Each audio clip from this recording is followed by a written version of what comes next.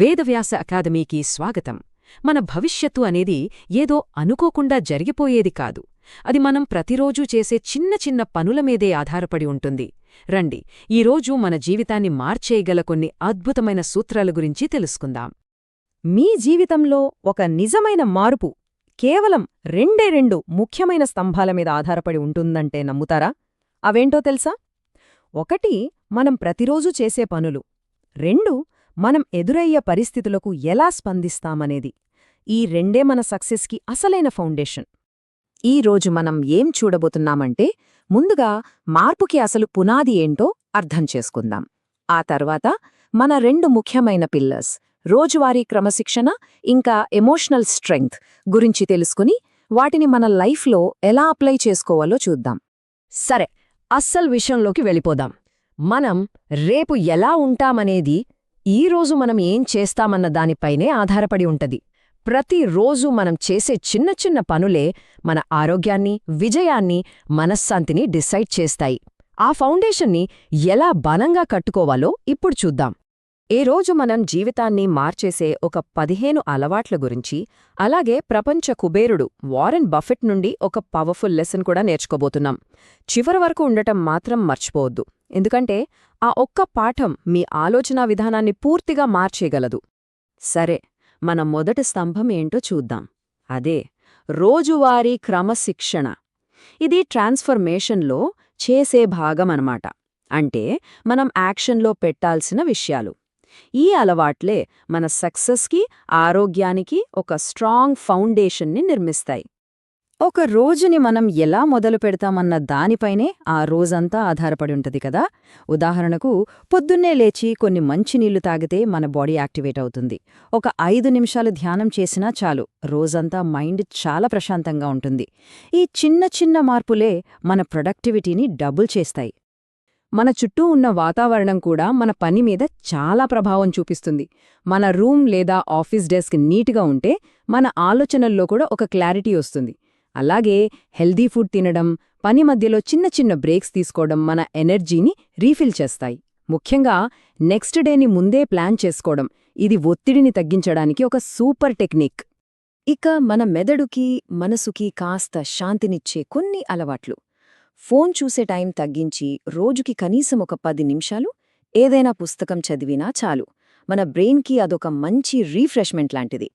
అలాగే మన దగ్గర ఉన్నవాటికి గ్రేట్ఫుల్గా ఉండటం, సరిగ్గా నిద్రపోవడం, ఇవి మనల్ని మెంటల్గా రీఛార్జ్ చేసి కొత్త రోజుకు రెడీ చేస్తాయి.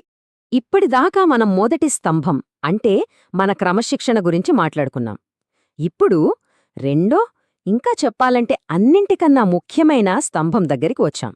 అదే మన భావోద్వేగ స్థైర్యం. ఇది మనం చేసేది కాదు, మనం ఎలా ఉంటామనేది. మనం కష్టపడి కట్టుకున్నదాన్ని కాపాడుకోవాలంటే ఈ మెంటల్ స్ట్రెంగ్త్ చాలా అవసరం. ఇప్పుడు మనం చూడబోయేది ఈ మొత్తం విశ్లేషణలోనే చాలా కీలకమైన పాయింట్. ఇది మీ ఆలోచన విధానాన్ని మార్చేయగలదు. జాగ్రత్తగా వినండి. ఇది వారెన్ బఫెట్ మనకిచ్చిన ఒక విలువైన పాఠం. వారెన్ బఫెట్ ఏమన్నారంటే, మీకు ఎవరైనా ఏదైనా చెప్పినప్పుడు మీరు వెంటనే ఎమోషనల్ అయితే మీరు బాధపడుతూనే ఉంటారు. నిజమైన పవర్ అంటే ప్రశాంతంగా ఉండి లాజిక్తో ఆలోచించడం. ఒక్క క్షణం ఈ మాటల గురించి ఆలోచించండి. అంటే సింపుల్గా చెప్పాలంటే, వేరే వాళ్ల మాటలు మిమ్మల్ని కంట్రోల్ చేస్తున్నాయంటే మీ లైఫ్ కంట్రోల్ మీ చేతుల్లో లేదు, వాళ్ల చేతుల్లో ఉన్నట్టే. ఎవరైనా మిమ్మల్ని విమర్శించినా, కోప్పడినా మీరు వెంటనే రియాక్ట్ అయితే మీ పవర్ని వాళ్లకి అప్పగించినట్టే. మరి దీనికి సొల్యూషన్ ఏంటి? చాలా సింపుల్. వెంటనే రియాక్ట్ అవ్వొద్దు, అంతే.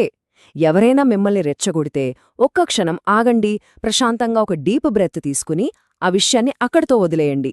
మీ కంట్రోల్ని మీ దగ్గరే ఉంచుకోండి. ఒక్క విషయం గుర్తుపెట్టుకోండి, మన మనశ్శాంతి అన్నింటికంటే విలువైంది. దాన్ని ఎవ్వరికోసమో దేనికోసమో పోగొట్టుకోవద్దు.